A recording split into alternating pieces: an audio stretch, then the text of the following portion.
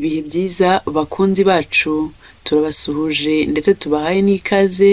Iyi akaba ari KN Radio, ishakiro ry'amakuru yizewe mu Rwanda ndetse no hanze yarwo.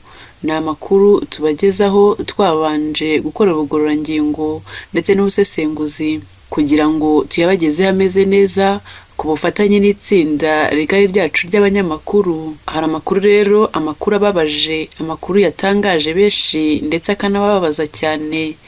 Ni amakuru yamenyekanye mu karere ka Huye, amakuru avuga ko umudugudu cyangwa se umuyobozi w'umudugudu yakubise umusore w'imyaka 18 aramunegekaza. Ni ibintu byatunguye benshi. Nawe ubwo uhise wibaza uti byagenze bite? Ni gute umuyobozi akubita umuturage? Icyo tubasaba nyaboneka kugira ngo mumenye imva n'imvano yabyo ni ugukurikira inkuru yose, ubundi mugakora subscribe. Ubwo ndavuga mwebwe mutarayikora, ni ukureba hano munsi y'inkuru mugakora subscribe cyangwa se sabone, maze mugakanda no kukazogera. Ubwo mukaba mwemeje iteka ko muzahorana natwe kugira ngo mujye mubona amakuru yacu yose agisohoka. Niba mwarakoze subscribe kandi turabashimiye cyane.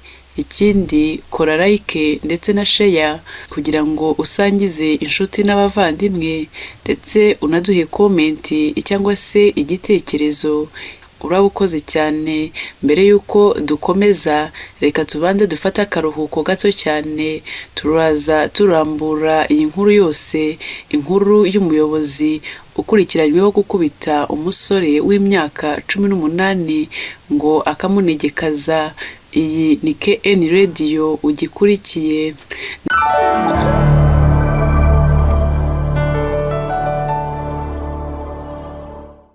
Nongeye kubaha ikaze mu makuru yacu, amakuru tubanza gukorera ubusesenguzi kugira ngo tuyabagezeho ameze neza acukumbuye. Mbibutsa ko iyi ari KN Radio, ishakiro ry'amakuru yizewe mu Rwanda ndetse no hanze yarwo. Hari amakuru avuga ko mu karere ka Huye umudugudu yakubise umusore w'imyaka 18 aramunegekaza ku gicamunsi icyo ku ya 17 Nyakanga uyu mwaka wa 2024.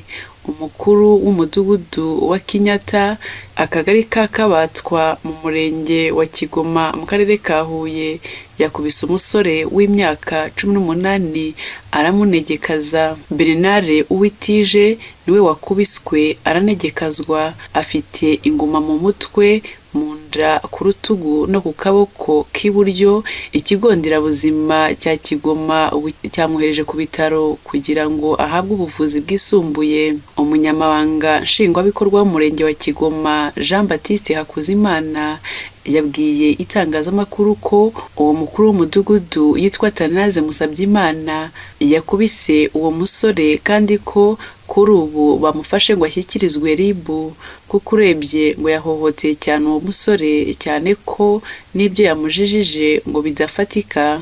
Mu magambo y'umunyamabanga nshingwabikorwa w'umurenge wa Kigoma Jean Baptiste Hakuzimana yagize ati: amakuru twahawe nuko yamusanze apima ikigage, aramubwira ngo kuki yagipimye atabizi. Undi amubajije niba ari ngombwa kubanza kumubwira, baterana amagambo birangira umuyobozi w'umudugudu afashe Bernard Uwitije aramukubita aramunegekaza. Aho Uwitije yapimiraga ikigage ngo ni mu nzu y'iwabo. Bimwe mu cyaro umuntu abona afite amasaka akenga ikigage, hanyuma abaturanyi bakaza kugura. Murakoze cyane kubana natwe, amakuru yacu nakagaruka turakomeza tubabwira uko byagenze. Mwebwe icyo musabwa ni ugukora subscribe, ubwo ndavuga mwebwe mutarayikora, kugira ngo mujye mubana natwe mu makuru yacu yose. Mukomeze mugire ibihe byiza.